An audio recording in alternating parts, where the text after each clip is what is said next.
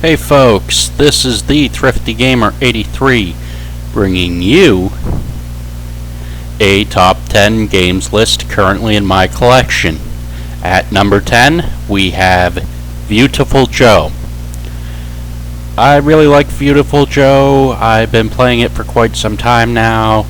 The cel-shaded graphics, the artwork, the protagonist, the mockery of martial arts films that it goes in depth into, as well as just plain being a cutting-edge visual masterpiece for the Nintendo Game Boy.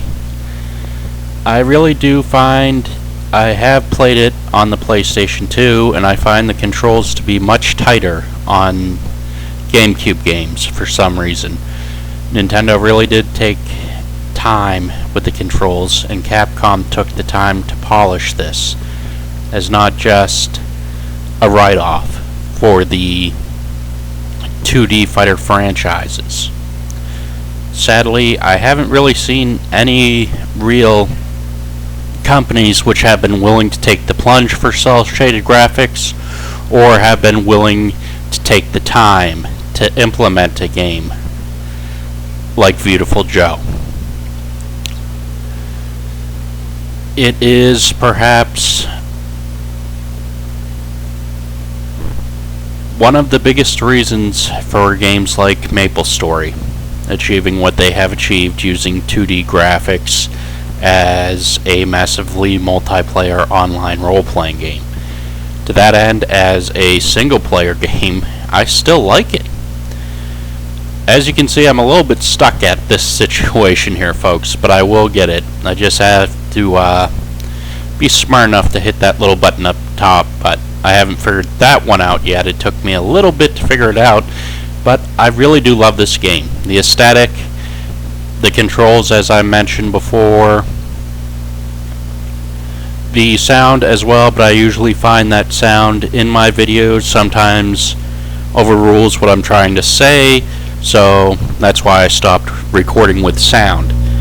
If you can find it, I'd recommend buying it. When I bought it, it was on special at GameStop for $1.99 used.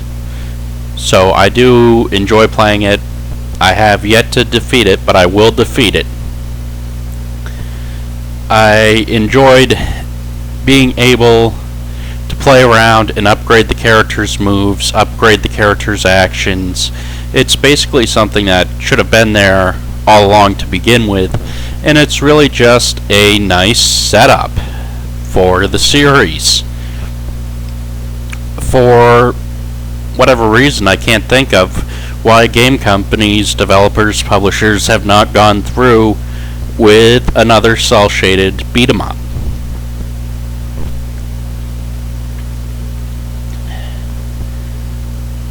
I like the way Joe's cape flies around him. It's details and nuances like that which make sense in a superhero game.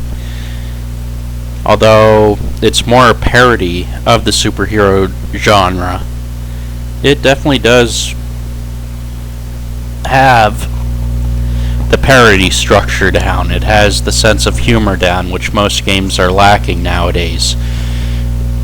My major qualm about this is that at times the levels seem too short.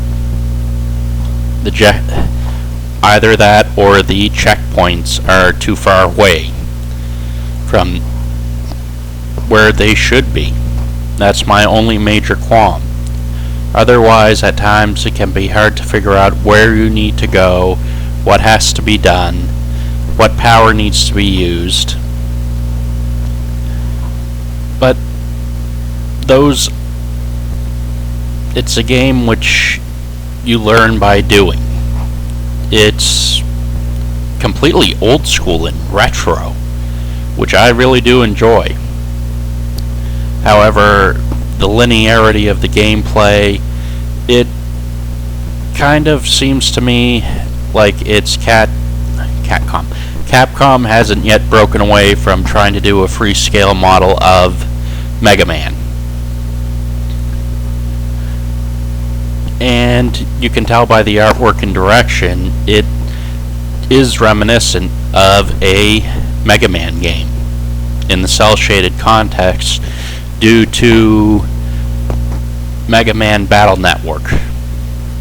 Well, one of the Mega Man Battle Network games for the GameCube.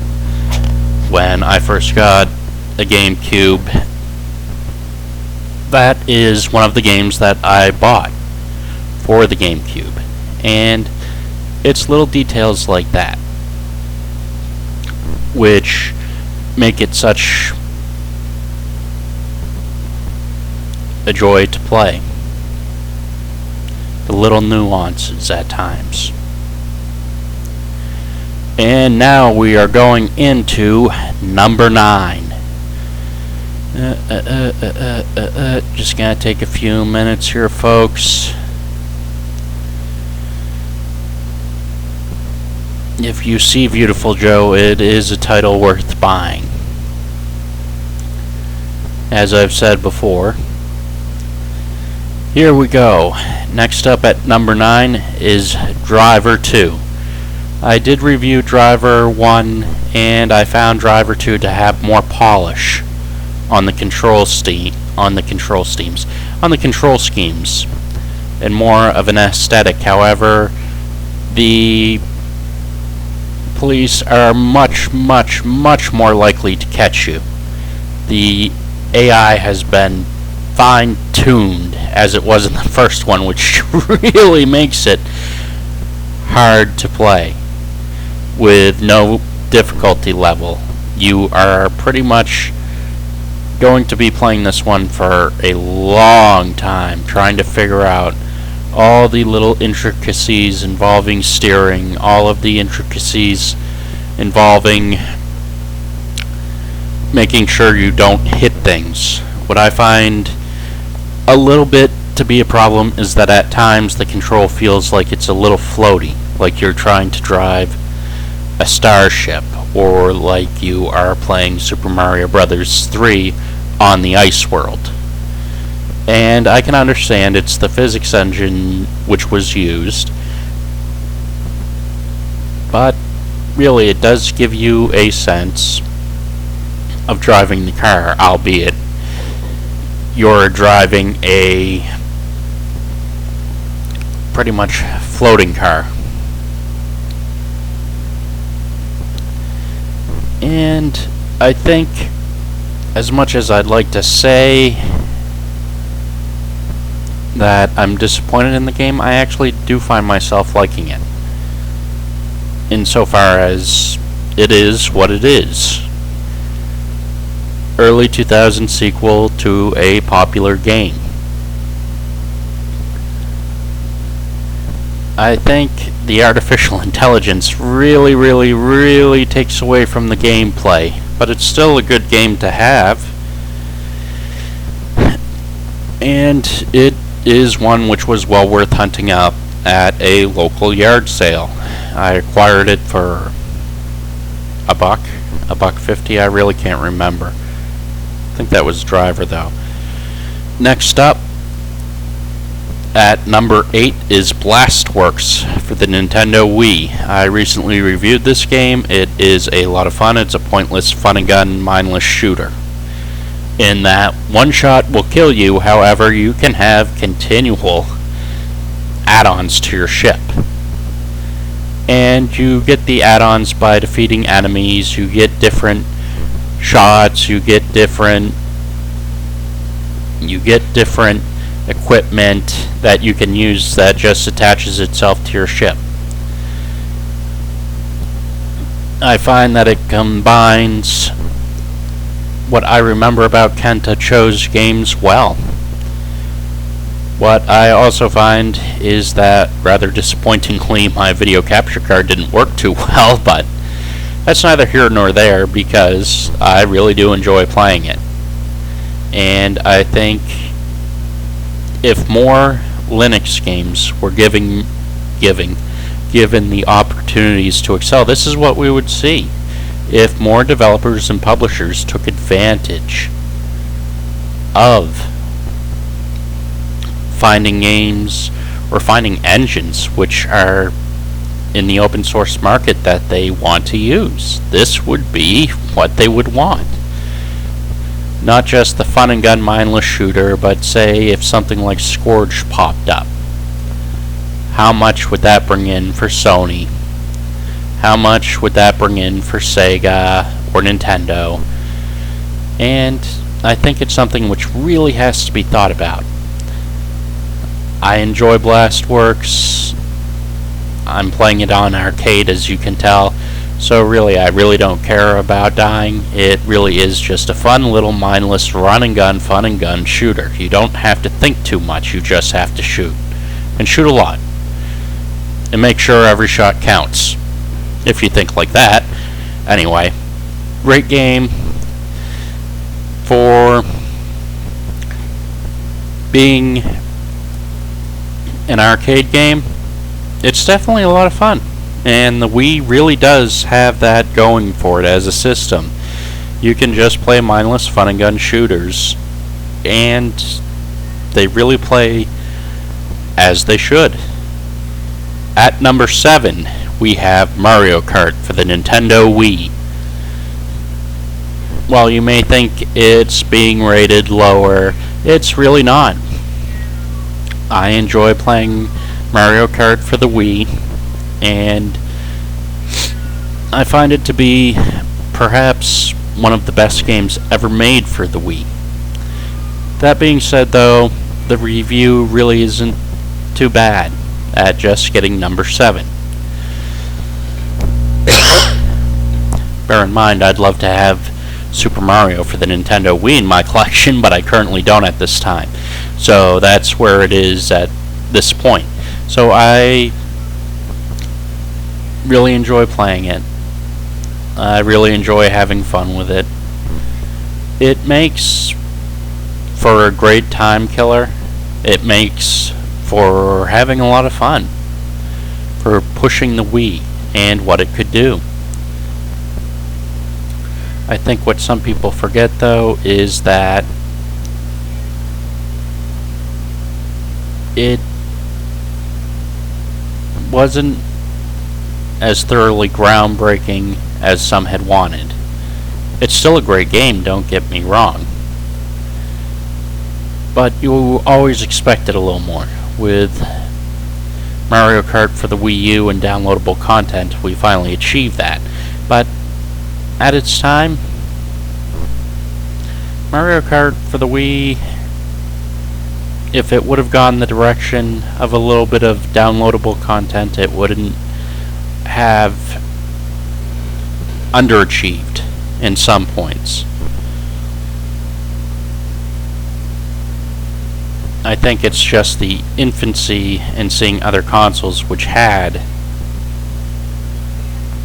games that could do downloadable content that really just disappointed me. Still not a bad game. Nintendo just fell behind the times a little bit in using it for what it could have been used as a great little reference point. Without downloadable content, it's in at number 7. And I feel comfortable giving it that review. I apologize if it disappoints some people, but with just a little bit of innovation, just with a little bit of downloadable content for the Wii, this game would have achieved so much more. It took until the Wii U to actually get downloadable content for games.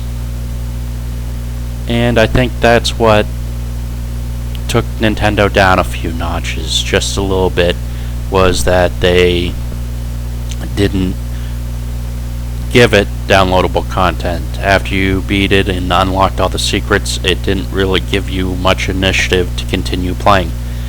And at number 6 is Wario Land, Shake It, for the Nintendo Wii. Wow, that's quite a jump in a short amount of time, isn't it? Yeah, I know. Wario and his rump. I really do like this game.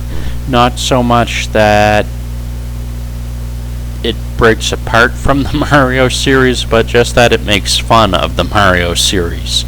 You are not playing as Mario. You are not an altruistic hero. In fact, you are just, I think,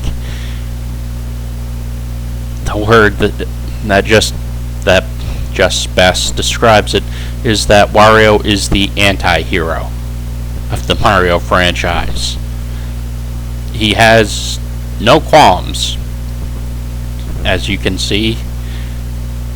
Oh, this poor little guy, what's he gonna do to him? What will Wario do? And this is something which you will see a lot in games in the Wario franchise. It doesn't take itself seriously. It doesn't take any of its gaming seriously. It's just a lot of fun to play. And I think that's something which is desperately needed in some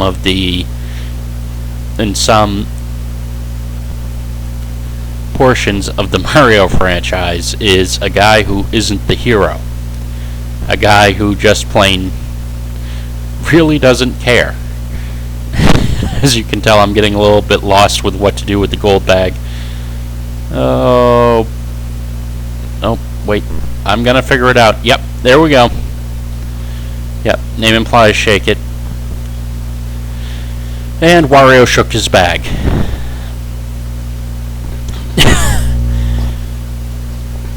His bag of gold. So yes, this is a great game to play. It's fun. It doesn't take itself seriously.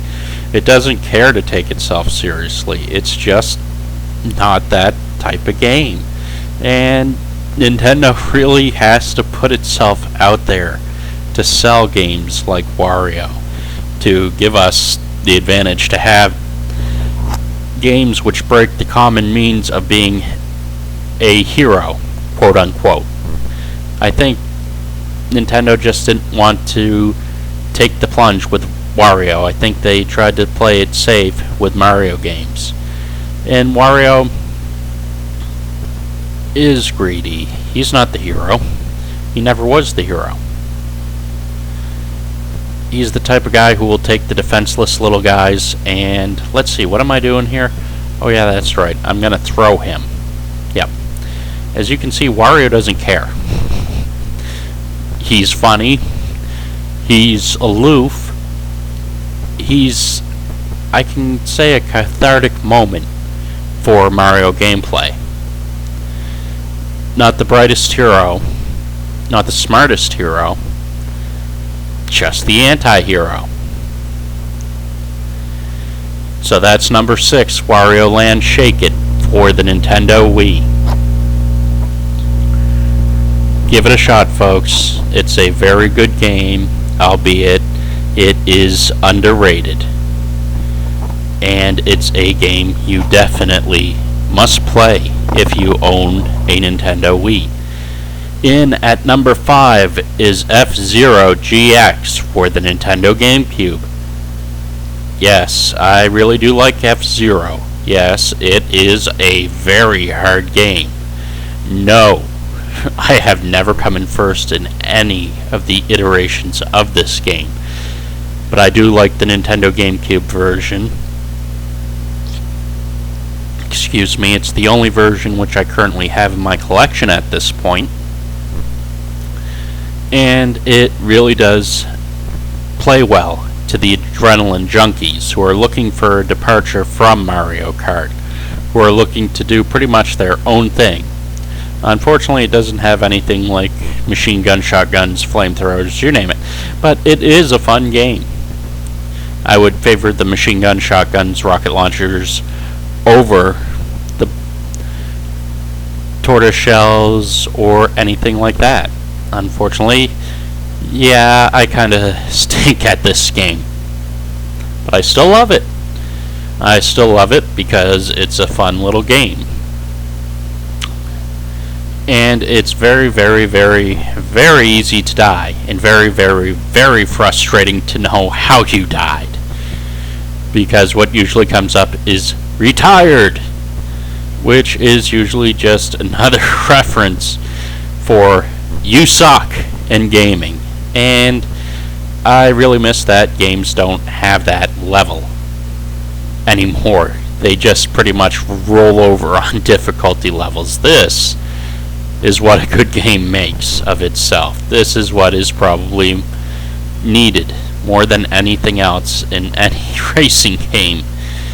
Because with Mario you get the basically the cute and cuddly games. With FZero GX it is mind-numbingly hard. And you will be easily frustrated by it.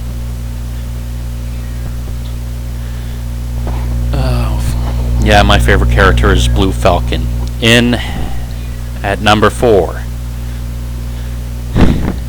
is Overlord Dark Legend, also for the Nintendo Wii. As you can tell, I like the anti-hero games. Unfortunately, what happened is somehow I lost all the data on my Wii and on my PlayStation cards as well. So that will come in handy later to know. But otherwise, Overlord is a great, funny, charming game. Its nuanced storyline, the fact that you're not playing the hero, gives you the advantage just to plain be the guy you don't want to be. It gives you the opportunities to live the guy who is perhaps the darkest of any anti-hero you can ever find, and command his minions. I love that in a game. I love being able to be an anti-hero. However, an anti-hero with a compass, which is why I really don't like games like Grand Theft Auto. Just need a sip of coffee there, folks. Overlord is funny, humorous. The voice acting is awesome. It plays kind of as a prequel to the first Overlord, but it doesn't let gamers down. It really doesn't let us down. It's a fun narrative, and it's a fun romp in the world of being an anti-hero. In that, perhaps maybe you don't want to be the greatest guy in the world. You just want to be the guy who makes his kingdom rich. And that's what is at the heart of this game. You are not aiming for glory, you are not aiming for honor.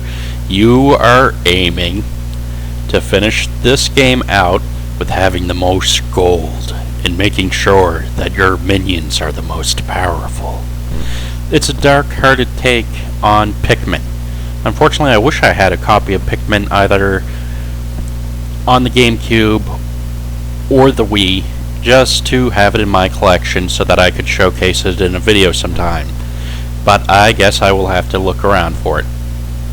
I got this at a yard sale for 25 cents. Before this, well, I would probably have never taken a second look at it. I probably would have passed on it, to be honest.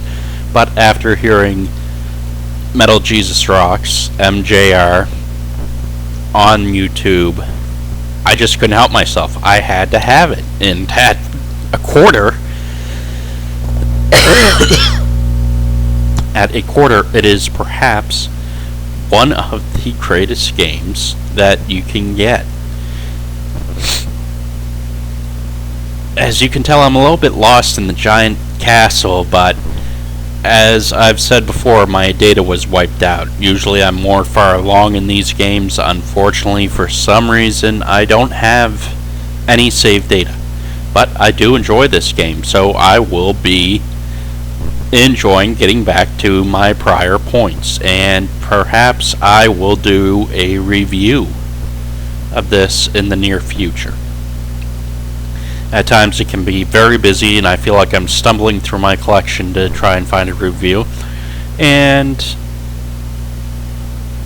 Overlord is a game which is a lot of fun. I don't feel like I have to stumble through this game. And you can see it. It's just plain a fun game. It's a fun game. It's a funny game. In at number 3 is Jade Cocoon, Legend of the Tamaru for the PlayStation. Now you can only imagine how disappointed I was to be starting the game and on level 3, I do believe, only to have no memory of it on my memory card. And I found out my card needed to be reformatted. So yes, I do enjoy the game. It has nice textual markers, a nice architectural feel to it. It's not super deformed like Final Fantasy VII, which I also wish I had in my collection, but Jade Cocoon is a fun, immersive role-playing game. It borders on Pikmin, not on Pikmin, but on Pokemon, as a PlayStation contender for monster catching.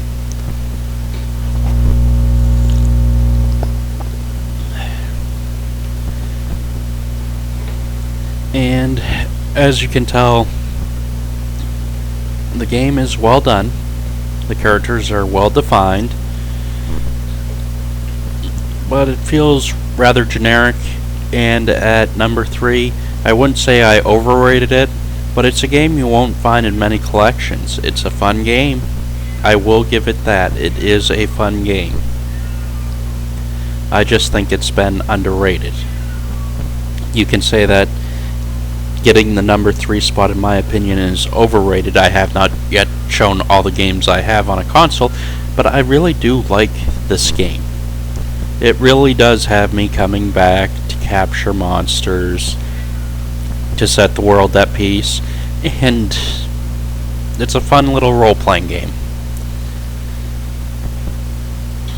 As you can see, I'm just getting used to the control scheme again, but I wasn't too happy to lose all my progress in one fell swoop.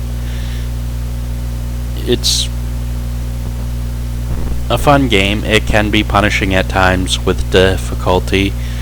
The sound score, as I said before, I don't use sounds in my recording, and the sound score was really well done. It underachieved on so many fronts, sadly, but it's still a good game. It still has some promising moments. That's why it is at number 3.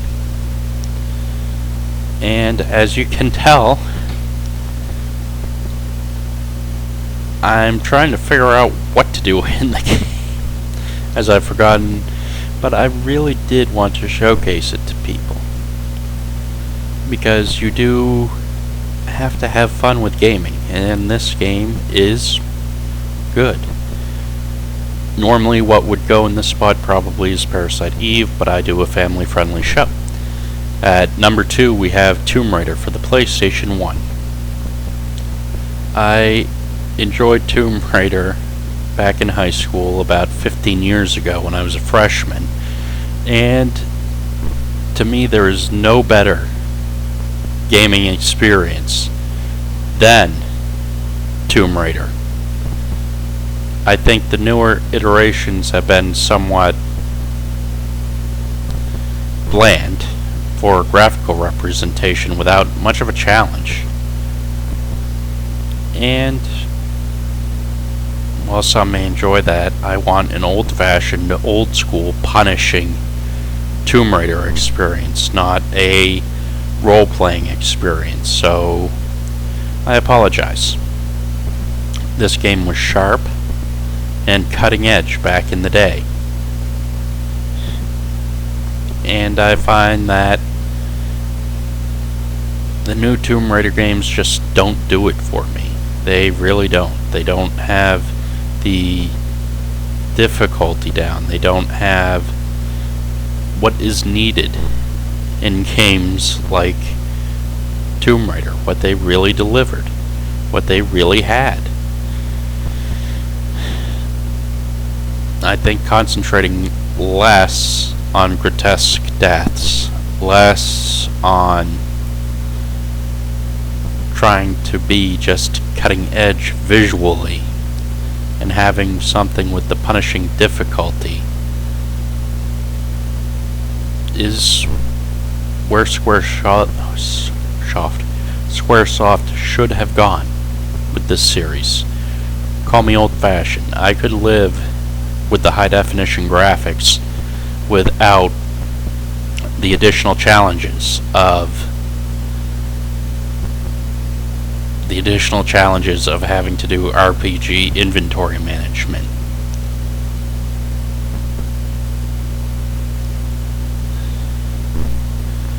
And I think punishing difficulties should be in every video game.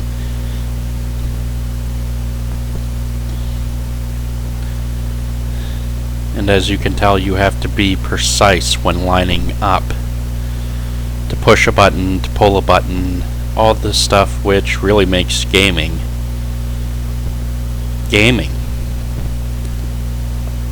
It's an old school classic for the PlayStation and the PC. Give it a shot. It's at number 2 for a reason. I wish more games would follow the path of Tomb Raider, and I wish some games would drop the RPG elements, because I think the RPG elements have quite honestly made some games unplayable. I know that Resident Evil 5 is extremely thoroughly disappointing. I still play it to upgrade my weapons, but really there's not too much there. It has none of the old school fashion charm of a difficulty level which really challenges you, which forces you to conserve on ammunition. If I want a role-playing game like Tomb Raider, what I will do is I will play games like Oblivion or like Divinity on the PC, because it doesn't have to have the most high definition of graphics. It just needs to play well and function as a role-playing game, because we keep going back and forth and back and forth and back and forth with the action RPG, and really the RPG aspects of gaming makes it too easy to upgrade and just become a murdering machine in games. At number 1, no small surprise, is Legend of Zelda: The Twilight Princess. When I think of the greatest game of all time that I've ever seen, that has just plain made me say, whew, gaming progress has stopped, Legend of Zelda: Twilight Princess is right there. The graphics, the color scale, the palette. The Wii may not have been the most powerful machine, but it made sure to make itself look like the most powerful machine. I am surprised that all of this comes out of composite. All the colors, all the lifelike and realistic animations. It's the greatest game of all time that I have ever played. That is why it is at number 1. The color scale, the way the characters represent themselves well. As I said before, normally I'd be much further along. Unfortunately, I lost my data. And that's no fun to lose your data. So this is the number 1 game in my collection that I currently have. And when I got this game for $2, and the woman who had sold it to me said she liked the older Nintendo versions of Zelda. So for $2, it's not all that bad.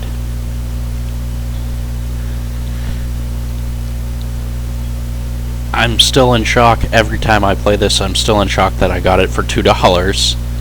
So, rant, rave, love, hate. Click that subscribe button, folks. If you want to get to see more of my show, all you have to do is click subscribe. I took a hiatus to officially do my top 10 that I currently have for consoles. So subscribe. I've got more games, I've got more reviews to do. I'd really like to get more viewership and more subscribers. I'm not gonna lie to you. So if you want to, you can click that little subscribe button. Have a good one, folks.